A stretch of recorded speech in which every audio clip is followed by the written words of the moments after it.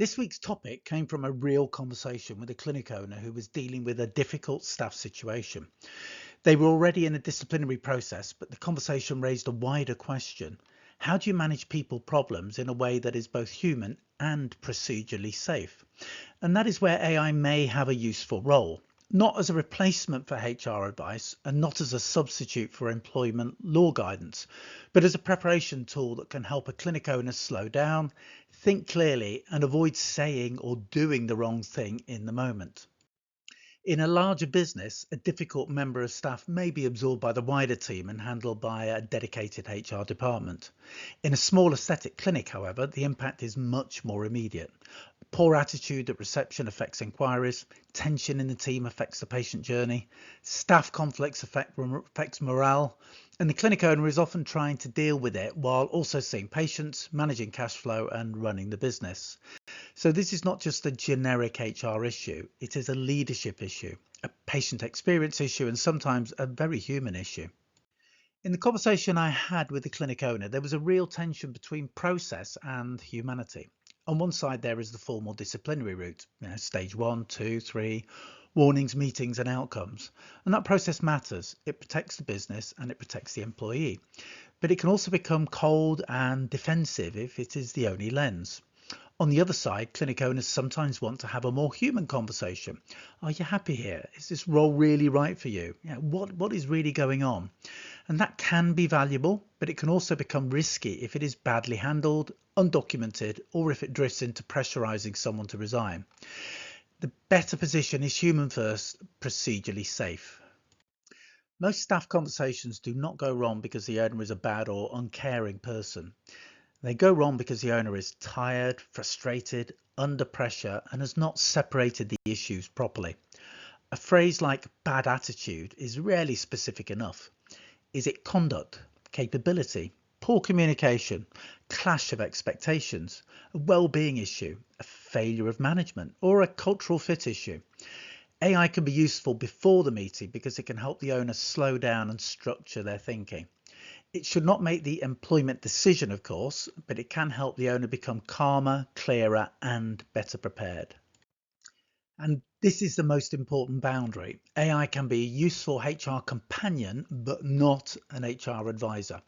It can help a clinic owner prepare, reflect, draft, and structure a conversation. It can help identify the questions they need to ask a qualified HR advisor, but it should not be relied on to decide whether a process is lawful, whether someone should be dismissed, or whether a settlement discussion is appropriate. That distinction actually makes AI more useful because it puts it in the right place. Preparation, not replacement. The first AI use case is simple. Ask it to help clarify the issue.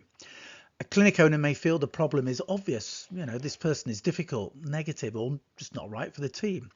But before any formal or informal conversation, it is useful to understand what category the issue sits in. Is this conduct, capability, well-being, a cultural fit issue, failure to set clear expectations? Or is there a risk flag that means proper HR advice is needed before anything else happens? AI can help map those possibilities so the owner does not jump too quickly to the wrong conclusions. And one of the most useful things AI can do is to help separate facts from assumptions. The facts might be 3 patients complained about tone at reception, 2 team members raised concerns, a protocol was not followed, or lateness happened on specific dates. The assumptions might be she or he does not care, she is toxic, she is trying to undermine me, she wants to leave. Those assumptions may or may not be true, but they should not be treated as evidence. AI can help the owner identify what is known, what is inferred, and what still needs to be clarified. And this is where AI can help with tone. The aim is not to script a manipulative conversation or push someone towards an outcome. The aim is to avoid emotional, careless, or loaded language. A human conversation should still be clear. It should not avoid difficult issues, but it can be framed in a way that gives the employee a chance to respond, keeps the owner calm, and avoids prejudging the outcome. That matters whether the conversation is informal, investigatory, performance related, or just part of a formal process.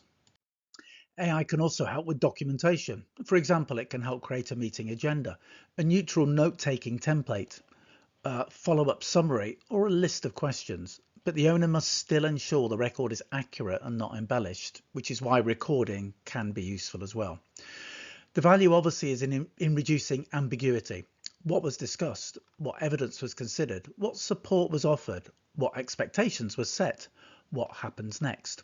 That sort of documentation is fairer to the employee and safer for the business. And this is the safety slide. There are situations where AI should simply help you recognize that you need proper advice. If dismissal is being considered, if the person has raised a grievance, if there are potential protected characteristics, sickness, absence, pregnancy or maternity issues, disability or mental health concerns, whistleblowing, bullying or harassment, then do not rely on AI alone. The same applies if a settlement agreement or protected conversation is being considered. ACAS sets out minimum standards for disciplinary and grievance procedures, and settlement agreements have specific legal requirements. So the right use of AI here is to help you prepare better questions for your HR advisor, not to bypass them. Here is a practical example of a prompt that you could use. And the prompt is deliberately cautious. It tells the AI not to give legal advice. It asks it to help separate facts from assumptions, identify risks, prepare an appropriate conversation, and list questions for a qualified advisor. The clinic owner will then add the factual background, dates, role, length of service, what has happened so far, what conversations have already taken place, and what they are considering next. That gives them a better starting point before they speak, write, escalate, or seek advice. So the final message is simple. AI should not make clinic owners more reckless. It should make them slower, clearer, and fairer. Used properly, AI can help an owner prepare for a difficult conversation, separate facts from emotion, create better documentation, and identify when the situation needs qualified HR or legal support. The phrase I would use here is human first, procedurally safe. And that is probably the right balance for small clinic owners who want to do the right thing, but also need to protect the team, the patient experience, and the business.